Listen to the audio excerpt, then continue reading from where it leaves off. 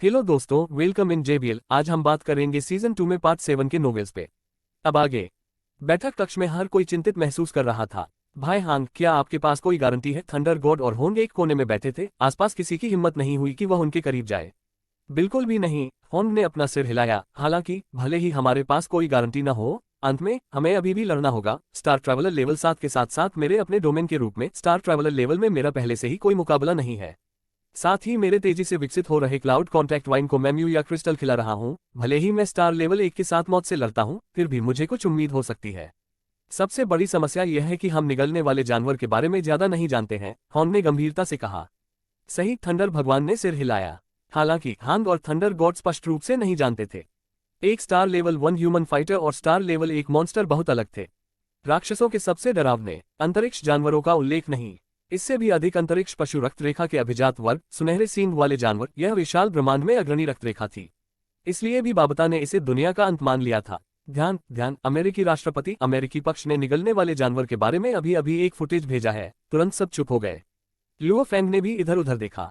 Screen पर एक नया दृश्य दिखाई दे रहा था। यह विशाल जंगल में था। एक आधार एक विस्तृत नदी थी। इस विशेष आधार पर बड़ी संख्या में सैनिक और कर्मी भागने की फिराक में थे। एक के बाद एक डिस्क के आकार के युद्धपोत उड़ रहे थे और जा रहे थे। उन्हें अभी मुख्यालय से आदेश मिला था, बेस छोड़ दो और जल्दी से पीछे हट जाओ, अमेरिकी राष्ट्रपति ने कहा। मुख्यालय ने हमारे उपग्रहों से निर्धारित किया था कि निगलने वाला जानवर उस दिशा में जा रहा था। हालांकि यह बहुत तेज है, रिट्रीट पूरा नहीं हुआ था। स्क्रीन पर एक सुनहरी रोशनी रुकी। वो 4 पंजे वाला, स्केल पंखों वाला निगलने वाला जानवर था।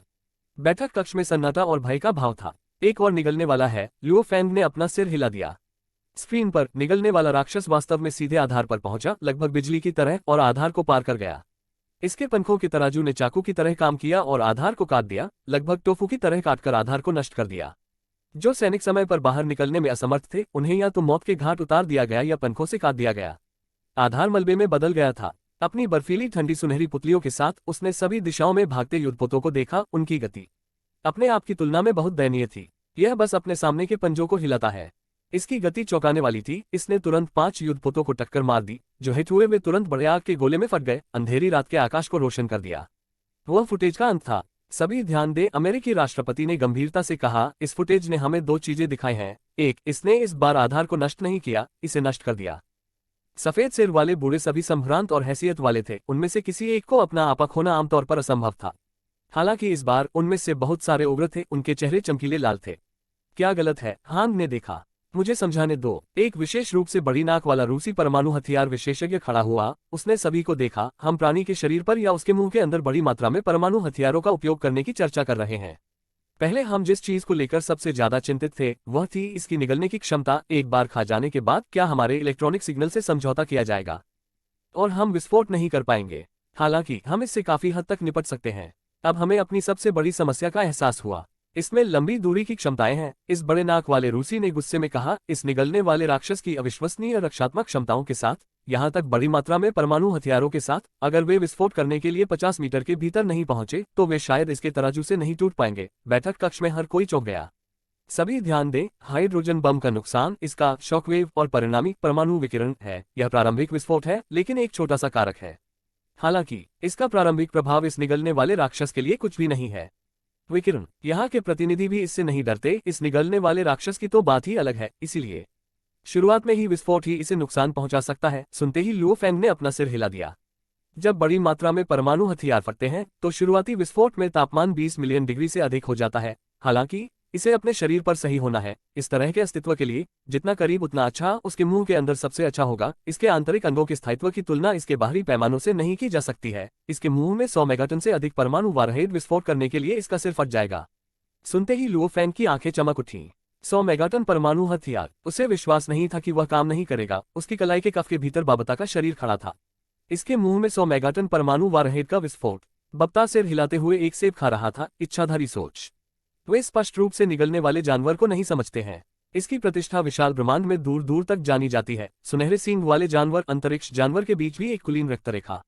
यहाँ तक कि निम्न स्तर की सभ्यताएं, मध्य उच्च स्तर की सभ्यताएं सभी इसे कम नहीं कर सकते। अगर इसे मारना इतना आसान होता तो यह सोने के सींग वाला जानवर नहीं होता। यह अफसोस की बात है। मुझे सुनहरे सींग वाले जानवर के बारे में बहुत कम जानकारी है। मैं इसकी कमजोरियों पर स्पष्ट नहीं हूँ। बप्ता असहाय महसूस कर रहे थे। यहाँ तक अमर प्राणियों के लिए भी उनकी कम आबादी के कारण अंतरिक्ष जानवर से मिलना कठिन था। उन्हें दुर्लभ और असामान्य जानवरों का दर्जा दिया जा सकता है। चीन का लुप्तप्राय जानवर पांडा भालू था। अब भी कई चिड़ियाघरों में पांडा की विविधता नहीं थी। सुनहरे सींग वाला जानवर, यहाँ तक न मरने वाले प्राणी, यूमो प्लेनेट के 600 मिलियन वर्षों के जीवन के स्वामी, अनगिनत आकाशगंगाओं की यात्रा करते हुए कभी भी सोने के सींग वाले जानवर को नहीं देखा था। यहाँ तक सोने के सींग वाला जानवर जन्म से लेकर मृत्यु तक ब्रह्मांड में घूमने का इतना अविश्वसनीय रूप से लंबा जीवन शायद अपनी तरह का दूसरा कभी नहीं मिलेगा। इसकी जनसंख्या तुलना से परे छोटी थी। उस कारक के कारण किसी एक को देखना काफी कठिन था। जब किसी को किसी से मिलने का मौका मिला तो किसी एक का विश्लेषण करने का मौका मिलना और भी कठिन था। और अगर किसी के पास इसका विश्लेषण करने का मौका था तो यह शोध करना कठिन था कि जानवर के पास क्या था और उसकी विशेष योग्यताएं क्या थी।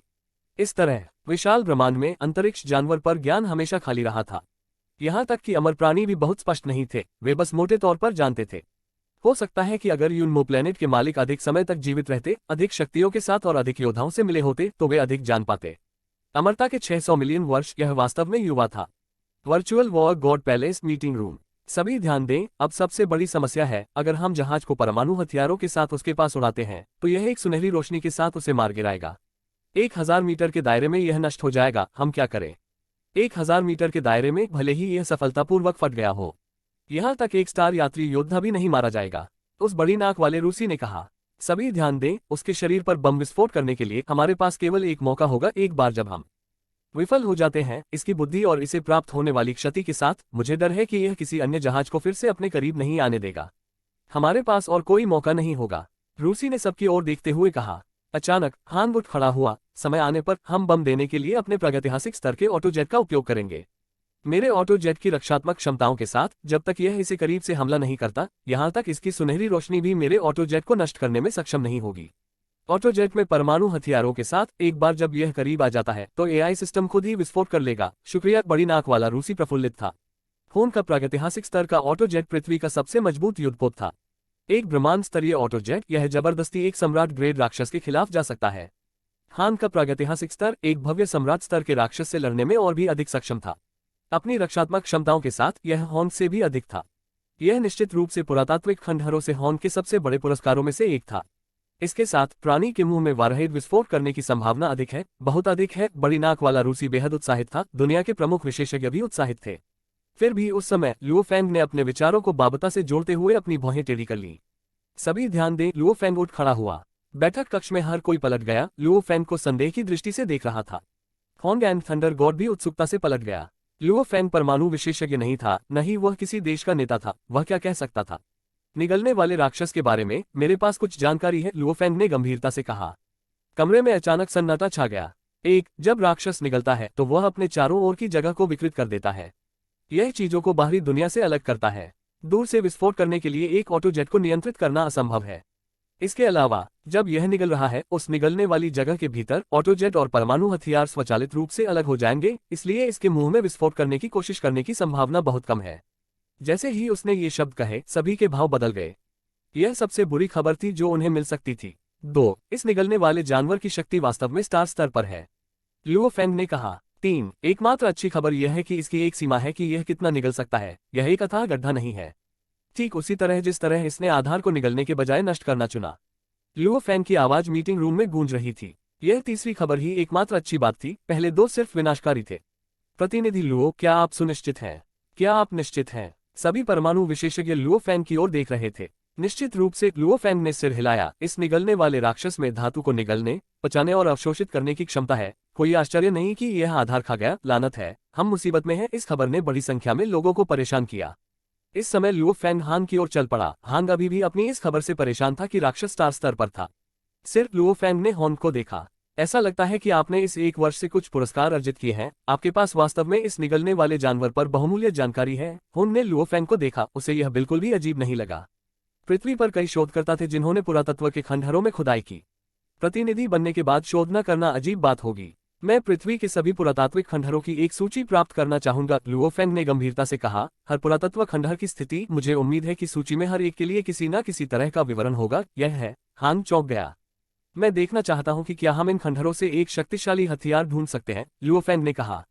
हान ने अपना सिर हिलाया। प्राचीन खंडहरों की सूची, उनके विवरणों के साथ मैं आपको दे सकता हूं।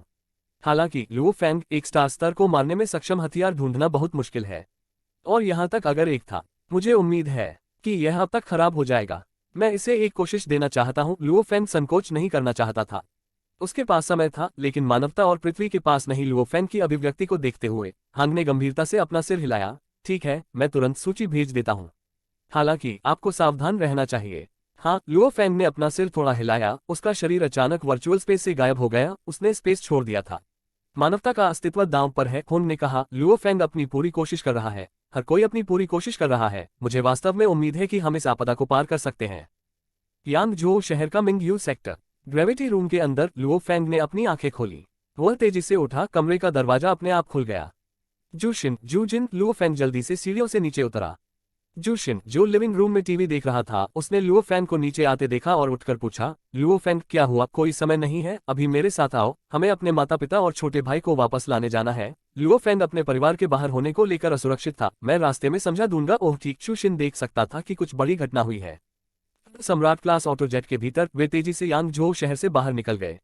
नमस्ते माँ, तुम दोनों कहाँ हो? डोंगबेई मुख्यालय शहर। अच्छा, मैं ऊपर जा रहा हूँ, मत जाओ। मैं तुम दोनों को उठा लूंगा। मत पूछो, मैं लौटते समय समझाऊंगा। लुओ फेंग ने फोन काट दिया और अपने भाई को फोन किया। हेलो लुओ हुआ, तुम कहाँ हो? ओह, यांगझो शहर में। अब जल्दी से घर जाओ।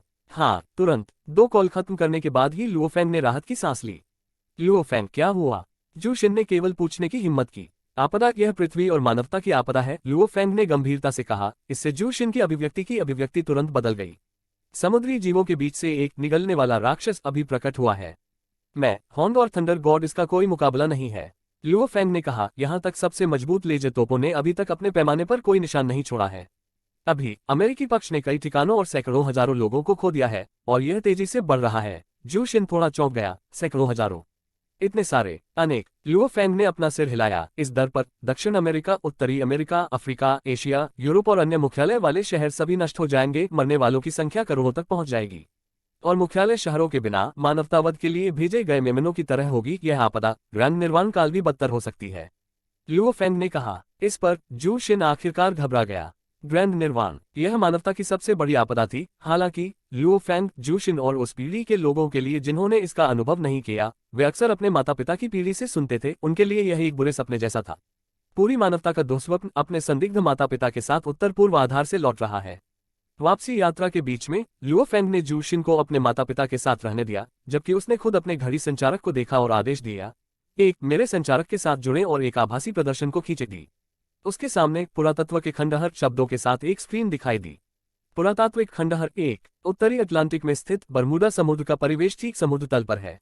यह 1200 मीटर लंबा चांदी का पिरामिड है। यह अत्यंत खतरनाक होता है। कोई भी सामग्री जो प्रवेश कर जाती है वह योद्धा के साथ तुरंत नष्ट हो जाती है। अब तक एक खंडहर और उसके अवशेषों में अभी और खोज होनी बाकी है। पुरातात्विक खंडहर 2 भूमिगत रूस के रेंगल द्वीप में स्थित है। एक विभाजित खुले अंतरिक्ष यान का अवशेष है। पुरातात्विक खंडहर 3, पुरातात्विक खंडहर 31 चीन के हुबेई के शेनोगजिया के भीतर स्थित 800 मीटर से अधिक व्यास वाला एक विशाल गोलाकार आकार का जहाज है। इसकी सतह पर कई छोटे छोटे छेद हैं जो बड़ी मात्रा में जहरीली गैस छोड़ रहे हैं। ये गैसें त्वचा में प्रवेश कर सकती हैं। अब तक खंडहर 31 में प्रवेश करने के बाद कोई भी नहीं बचा है। इसमें खतरे का स्तर नहीं के बराबर है। 1 और नहीं 12। इन तीनों में प्रवेश करने का अर्थ है निश्चित मृत्यु। अंत तक देखते हुए लुओ फेंग ने हर एक खंडहर के बारे में ध्यान से सोचा। उनमें से कुछ डरावने थे, जैसे नहीं 31, जबकि उनमें से कुछ केवल अवशेष थे, जैसे संख्या 2। उनमें से कुछ खास थे, जैसे नंबर 9। बाबता लुओ फेंग के विचार चल रहे थे। आपने इसे सही देखा है। आप क्या सोचते हैं, मुझे किसके पास जाना चाहिए? लुओ फेंग ने अपने मन में पूछा। 3 बड़े खतरों को छोड़कर देशों में अन्य खंडहरों की खोज की गई है। जाने का कोई मतलब नहीं है, बाबता ने कहा। ये 3 बड़े खतरे, 1 और 31 असली खतरे हैं। ये ऐसे खंडहर हैं कि अगर वे चले गए तो ब्रह्मांड सेनानी भी मर जाएंगे। आपको 3 में से 12 पर जाना चाहिए। ब्रह्मांड के लड़ाके उनसे मरेंगे। लुओ फेंग हैरान था। ठीक है, जब आपके पास अधिक शक्ति होगी तो हम वापस आएंगे। आपका लक्ष्य पुरातात्विक खंडहर 12 होगा, बाबता ने समझाया। आपकी वर्तमान शक्ति से यह खंडहर कुछ खतरों के साथ आ सकता है, लेकिन सावधानी के साथ। यह बहुत बड़ी समस्या नहीं होनी चाहिए। इस समय लुओ फेंग की टकटकी चाकुओं की तरह तेज थी। कोई बात नहीं, मुझे अभी भी जाना है। क्लाइकफ स्थान के भीतर बाबाटा ने अपना चेहरा रगड़ा, जबकि उन्होंने लुओ फेंग की मूर्खता को पूरी तरह से स्वीकार नहीं किया था। हालांकि अपने गुरु के शिष्य की इच्छाशक्ति और दृढ़ संकल्प के प्रति वह बेहद संतुष्ट थे। गुरु ने एक बार कहा था, चाहे वह बुरे लोग हो या अच्छे लोग या राक्षस भी, वास्तव में मजबूत के पास हमेशा एक दृढ़ हृदय होता है। लुओ फेंग अपने इरादों और रास्ते को लेकर बहुत स्पष्ट था, यहाँ तक वर्चुअल मीटिंग रूम में भी। वह शुरू में खबर से हैरान और हिल गया था, लेकिन उसने जल्दी से अपना मन बना लिया। उस समय जब उन्होंने दक्षिण पूर्वी सैन्य क्षेत्र के सैन्य कमांडिंग ऑफिसर ली दा वेई से बात की थी, लुओ फेंग ने अपना मन बना लिया था। और यहाँ पे यह पार्ट खत्म होता है। Bye bye guys. यदि आपको यह एक्सप्लेनेशन अच्छी लगी हो तो लाइक करें और नेक्स्ट पार्ट के लिए सब्सक्राइब जरूर करें, जिससे आपको नया पार्ट जल्द से जल्द पहले मिले।